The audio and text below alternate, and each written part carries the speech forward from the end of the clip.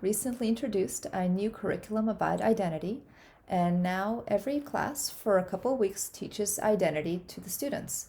So, this talk is for parents and for children. I'm going to describe this new identity curriculum and put it in the context of the philosophical tradition on identity, and hopefully spark some interesting conversations for you at home.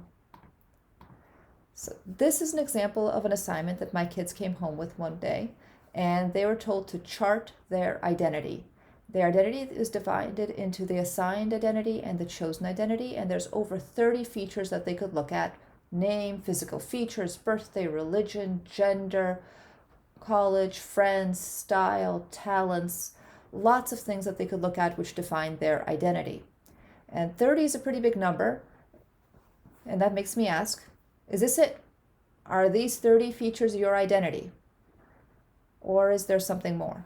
To answer that question, I'm going to go back in time from America in 2021 to India in 600 BC. And this is when the Hindu religion was born and the Upanishads were written. This is essentially the Hindu Bible. And they say your identity is the light of the Atman, the invisible spirit concealed in all beings. It is eternal, unchangeable, and without beginning or end. Your identity has nothing to do with your race or your sex or your hobbies. Your identity is determined before you're even born. You are you before you're born. That's a pretty deep thought. It's also a really radical thought, which is complete opposite of what we're teaching at school. But that's fine, because we're at public school, and in public school we're supposed to teach science and fact. So we're supposed to be looking at physical features and socioeconomic status at your family, at your hobbies. Religion is where we talk about things like the immortal soul or metaphysical concepts like you are you before you are even born. But we're about to do a little thought experiment where I'm going to show you that maybe you really are you before you are even born.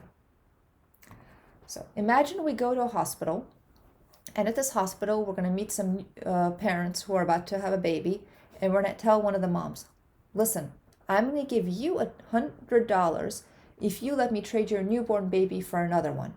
And I'm going to match every single aspect of this baby's identity. I'll match the race, the sex, the color, the physical features. I'll go through those 30 characteristics on the identity chart, and I'll match them all. In fact, any physical characteristic you want of this baby, I will match it. And when you make this offer, I guarantee you every mom is going to say no and then call the police. Because as far as she's concerned, her baby is her baby.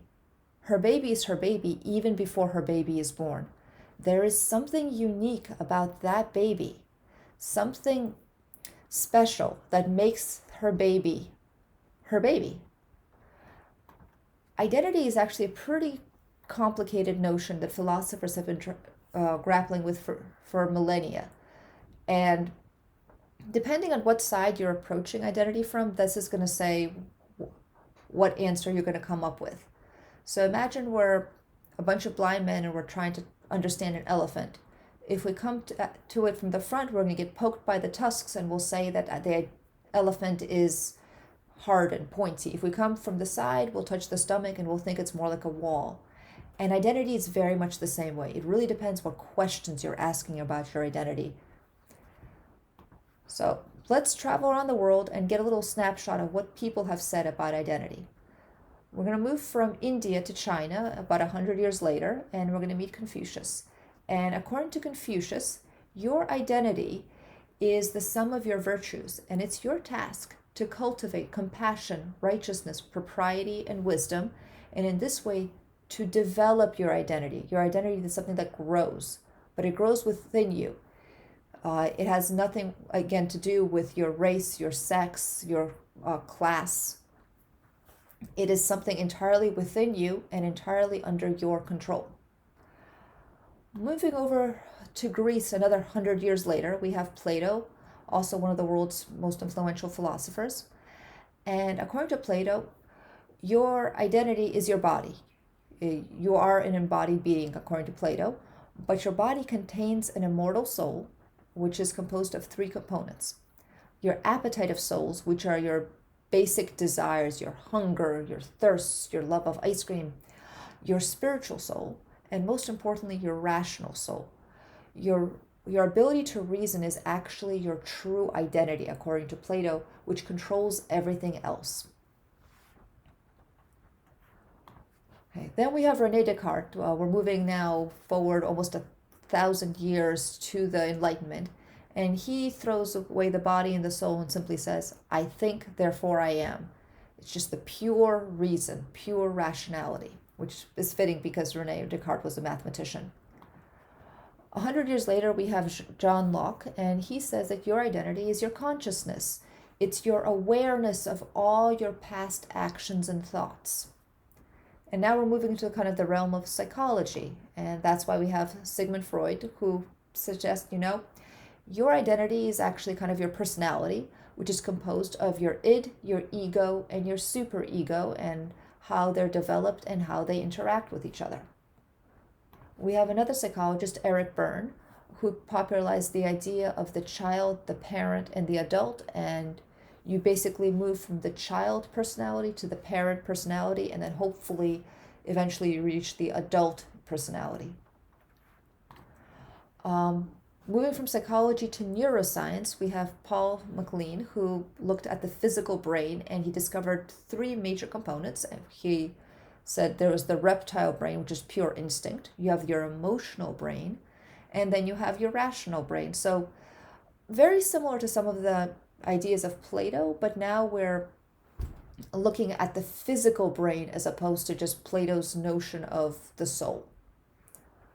So now we've looked at all these different ideas. Let's go back to the identity chart. Where does this fit within the philosophical traditions? Well, this is actually a complete break from the past of the Western intellectual tradition of identity, and it's completely unrelated to the Eastern philosophies that I talked about. In fact, this idea is actually pretty recent, and I have 3 candidates just based on the identity literature that they've come up with. The most obvious is critical race theory. That's the one that everyone's most worried about nowadays. This is not critical race theory because the identity list is too broad. It goes well beyond things like race or sex or the basic characteristics. It is much closer to intersectionality, which has a very rich set of identities, but all of which are completely embodied and physical. But it's not intersectionality either. The giveaway is actually the terms assigned identity and chosen identity. If you enter them into Google, you're only going to find one theory or branch of philosophy which uses these terms, and that's queer theory.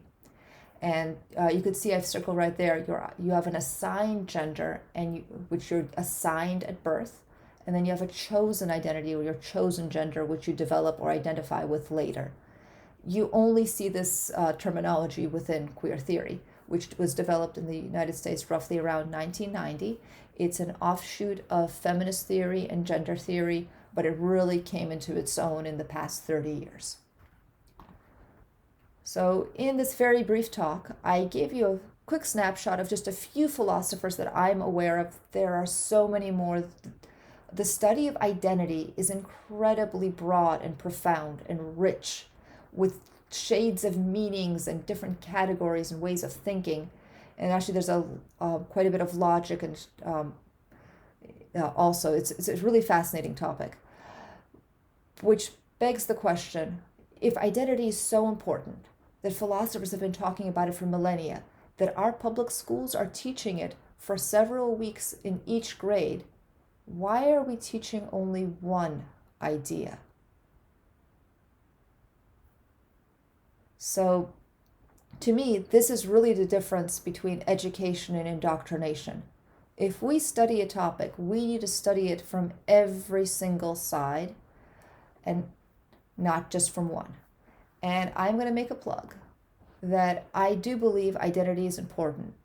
It is something that we should be looking at, because once we know who we are, it immediately lets us understand who it is that we should become.